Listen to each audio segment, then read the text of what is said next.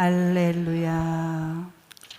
주님께서 여러분과 함께 또한 사제의 영과 함께 마테오가 전한 거룩한 복음입니다. 주님 영광 받으소서. 그때 어떤 사람이 예수님께 다가와 스승님, 제가 영원한 생명을 얻으려면 무슨 선한 일을 해야 합니까? 하고 물었다. 그러자 예수님께서 말씀하셨다. 어찌하여 나에게 선한 일을 묻느냐?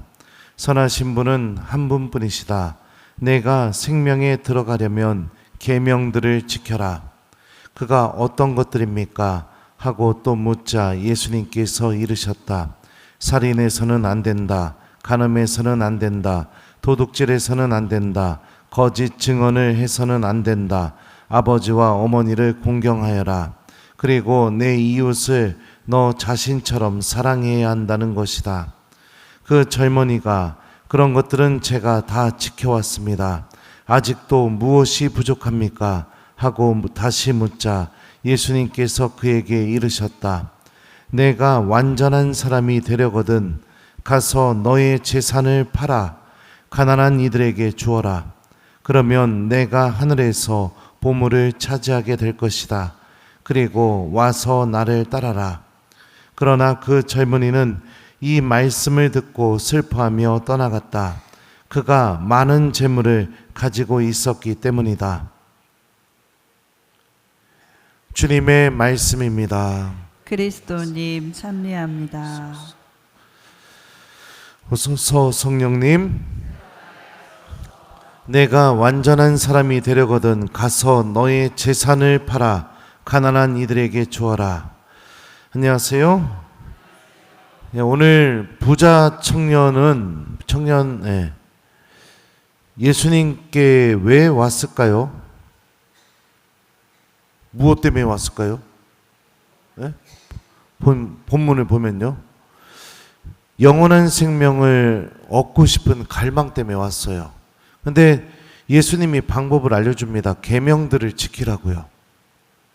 근데 대화를 보면 이 부자 청년은 굉장히 열심한 사람이었던 것으로 보여져요.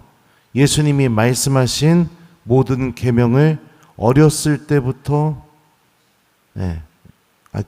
병행 구절은 어렸을 때부터라고 나오는데 그건 아니지만 하여튼 예수님이 말씀하신 이 모든 계명들을 다 지키면서 살아온 거예요. 계명을 다 지키고 내가 하나님과 해야 할, 보통 교회가 가르쳐주는 이 모든 것들을 다 했음에도 불구하고 부자 청년은 무엇을 느꼈냐면 부족함을 느낀 겁니다. 영원한 생명을 얻으려는 이 마음에 채워지지 않는 뭔가를 느끼게 된 거예요.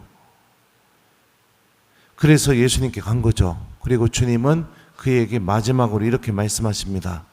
내가 완전한 사람이 되려거든 가서 너의 재산을 팔아 가난한 이들에게 주어라. 그러면 내가 하늘에서 보물을 차지하게 될 것이다. 그리고 와서 나를 따라라.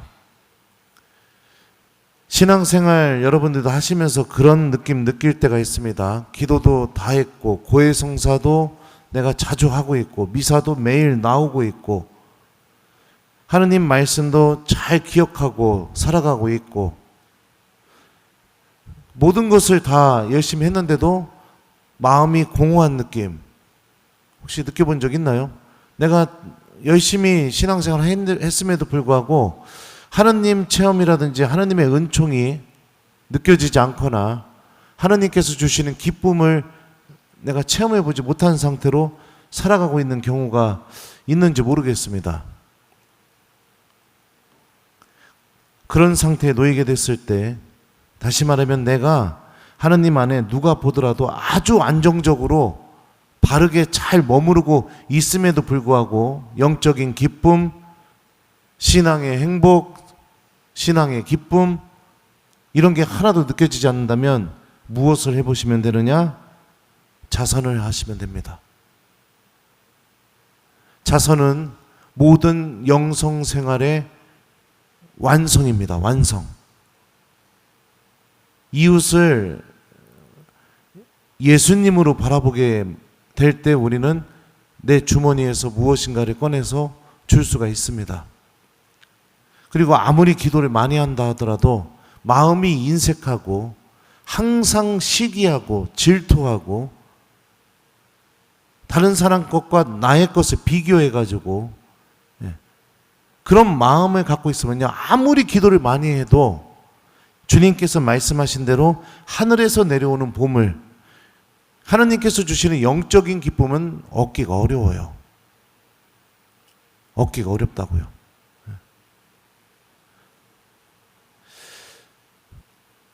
어떤 분들은 이런 생각이 들지 모르겠습니다. 저는 아직 가난합니다. 그래서 아직 자선을 할 수 있는 것은 아닌 것 같습니다. 거짓말입니다. 분명히 말씀드립니다. 거짓말입니다. 왜요? 마음의 문제거든요. 내 마음의 문제라고요. 그러면 가난하다고 생각하시면 그 통장을 다 가져와서 제 통장하고 한번 비교해 봅시다. 얼마나 가난하신지. 저는 집도 없습니다. 제가 소유하고 있는 게 거의 없습니다. 사정 안에 있는 책 몇 권, 옷, 그리고 여러분들이 축일 때 줬던 당근술, 양주, 이런 거. 지금 소장하고 있는 게 그런 겁니다. 마음의 문제입니다. 나눠줘 보십시오. 여러분들 신부님이 브라보콘 사주려고 하면은 신부 월급으로 생각해 보면 그거 큰맘 먹어야 사줄 수 있는 거예요. 근데 미안해요. 생색내서. 전신자 브라보콘 한번 사주려고 하면 기뻐요. 기쁘니까 하게 돼요. 기도 안에서 하나님께서 채워주시는 그 기쁨이 나눔을 통해서 몇 배로 증폭되게 만들어주니까, 그러니까 나눌 수 있는 겁니다. 마음의 문제인 거예요.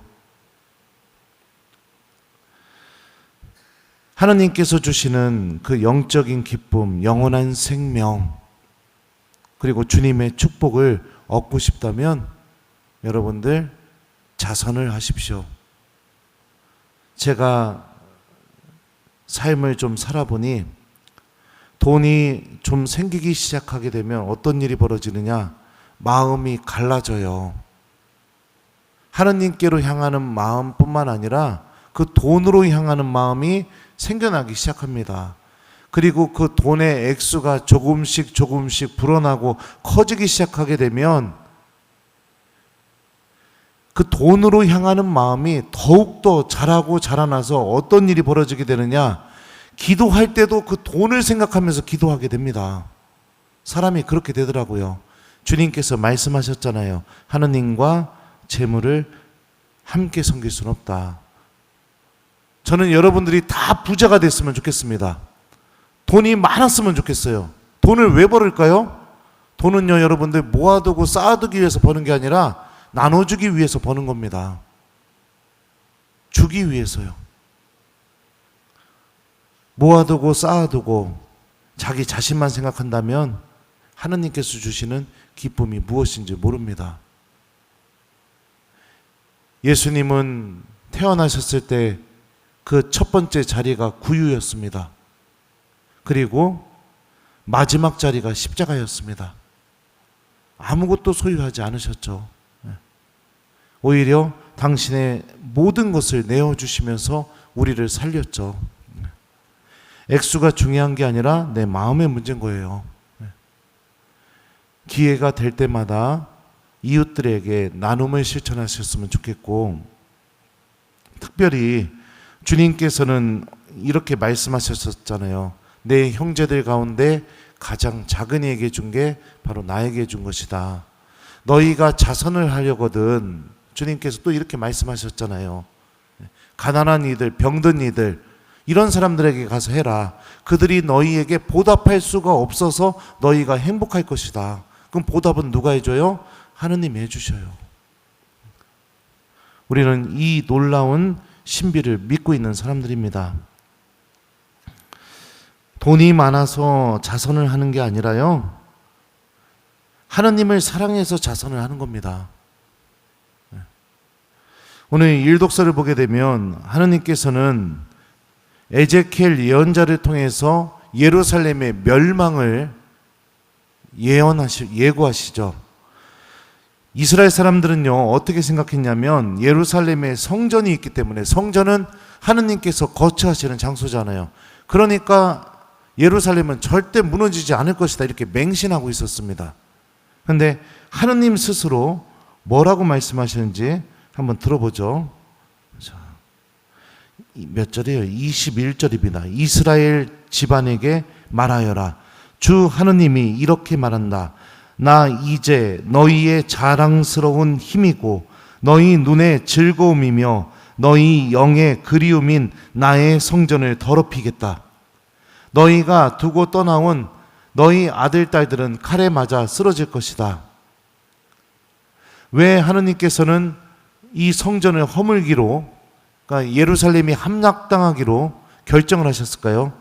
이 일독서 뒷부분을 보면 이렇게 주님께서 말씀하십니다. 너희는 너희 죄 때문에 쓰러져 가면서 서로 바라보며 한탄할 것이다. 회개하는 법을 잃어버린 거죠. 하나님의 말씀을 듣고 나의 삶을 고치고 주님의 말씀이 인도한 대로 살아가는 삶의 방향을 하나님께로 돌릴 줄 아는 법을 잃어버렸기 때문에, 그렇기 때문에 이스라엘이 아주 든든하게 믿어왔던 그 성전마저 허물어 버리시겠다고 그렇게 하느님은 말씀하고 계십니다. 그래서 이들이 회개하고 무엇이 문제가 되었는지를 깨우치게 되고, 그래서 다시 하느님께 돌아오게 하기 위해서 하나님은 때로는 우리가 받아들이기에 너무나 아픈 계획들도 세우십니다. 우리를 살리기 위해서요. 어떤 사람들에게는 자신의 재산이 이스라엘 사람들이 예루살렘 성전을 생각하듯이 그렇게 생각하시는 분들이 계실지 모르겠습니다. 하느님의 자리에 다른 것이 놓여 있게 되면 결국에 그거는 허물어지고 말 것입니다. 사랑하는 우리 교우 여러분들, 우리 주님을 하느님으로 모시면서 살아가는 신앙인이 됐으면 좋겠습니다. 오늘 주님께서 우리에게 완전한 사람이 되고 싶거든 가서 가난한 이들에게 나눔을 실천하라고, 자선을 하라고 말씀하셨으니 오늘 하루 우리들도 이 말씀을 삶의 지표로 삼아 이웃들에게 나눔을 실천하는 하루를 보내봤으면 좋겠습니다. 시간도 나눌 수 있고 미소도 나눌 수 있고 따뜻한 말도 나눌 수 있고 그렇습니다. 그런데 저는 여러분들을 너무나 사랑하기 때문에 그런 자선보다 실질적으로 예수님 말씀처럼 여러분들이 갖고 있는 거 오늘 조금 나눠주는 그런 하루를 보내기를 권고해 드립니다. 편한 방법으로 무엇인가를 한다면 은총도 작을 뿐이에요. 어려운 방법일수록, 내 마음이 흔들릴수록 은총은 더더욱 커져갑니다.